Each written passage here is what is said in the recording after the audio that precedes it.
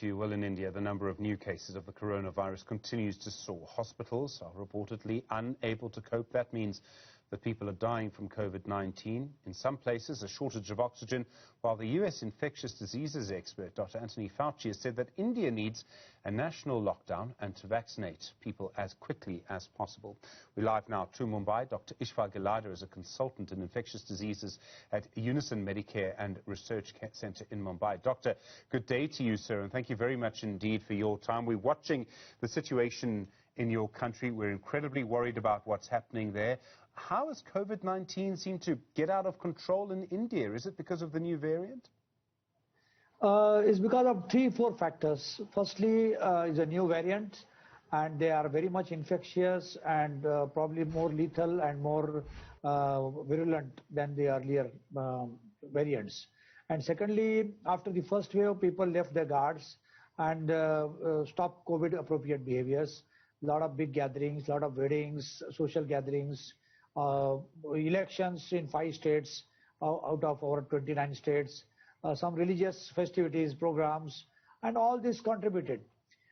If we did not think of second wave, that was our mistake, because second wave or third wave has been seen in many of the countries, and after the first wave, when we had no vaccine in between, so it could be definitely that second wave will be there.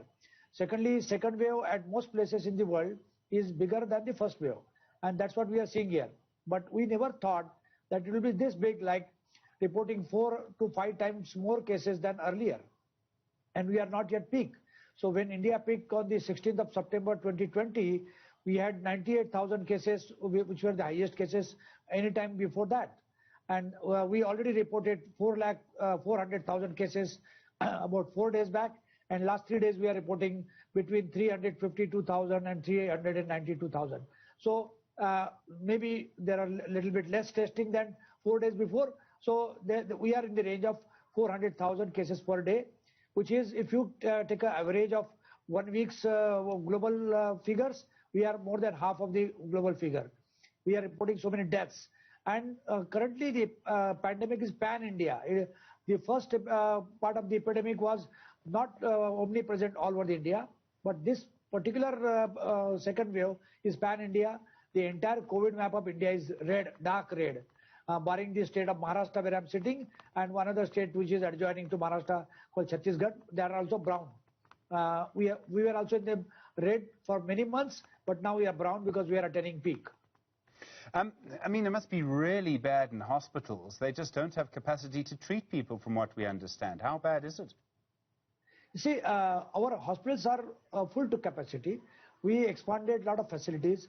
We never had so many ICU beds and ventilators if we talk about 1 year before.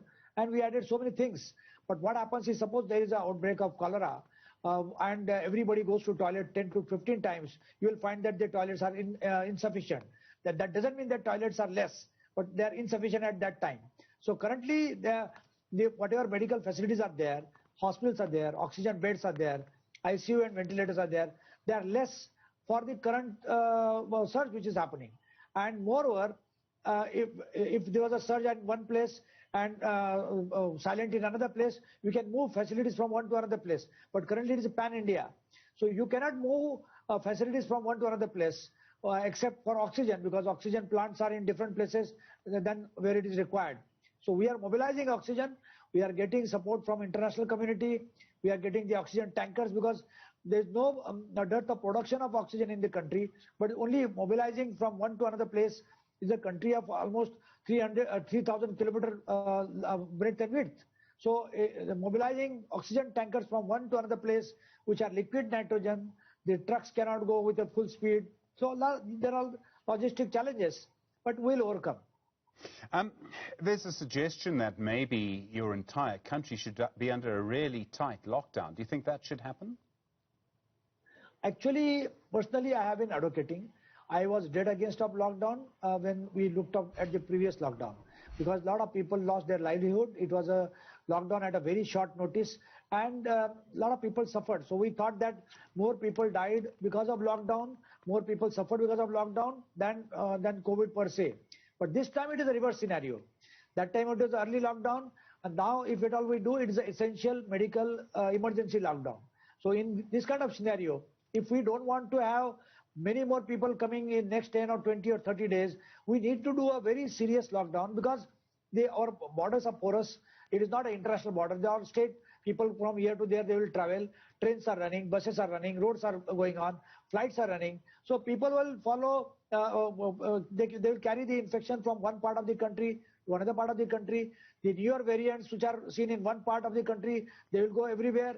So in that scenario, if we need to break the chain of transmission, we know that during the 10 days of infectivity, one person transmits to 2 people. Last year it was transmitting to 1. So 1:2 is not double than last year. It is maybe 5 to 8 times, 10 times more, because in 10 days, 1 person will infect 2. Next 10 days, 2 will infect 4. And next 10 days, 4 will infect 8. So within 30 days, we have 8 times more infection than what we have today. And that's what has been seen in many states. In many states, there is at least 200 times jump in just last 50 days. So if we don't want that to happen in all, because currently big cities, tier 2 cities, tier 3 cities are involved. Villages are not involved as big as bigger cities. So if we want to save them, we need to have a lockdown, so that even though we know that in a family, if one person is infected, all are infected. So at least one family will not infect another family will not infect another family. So we need to create that kind of barricading between families to families, house to house, village to village, city to city. And that can be done by most organized, of course, but lockdown. India is producing a large number of vaccines, and in fact we've had some vaccines that your Serum Institute of India has produced coming here, and we need as many as we can get. You need as many as you can get. The figure that I've seen is that you vaccinated around 12% of your people, of your population, but there are problems in producing enough vaccines. Is it possible to increase the vaccination rate to get as many vaccines into people as quickly as possible to stop this? If we go to the genesis of current vaccines, basically what happened, initially they were cleared in an emergency authorization mode.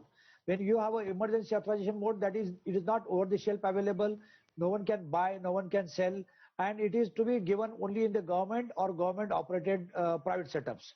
So under the vigil of government. When they realize that after 2 to 3 months, there are not very big serious problems, then it can go manifold.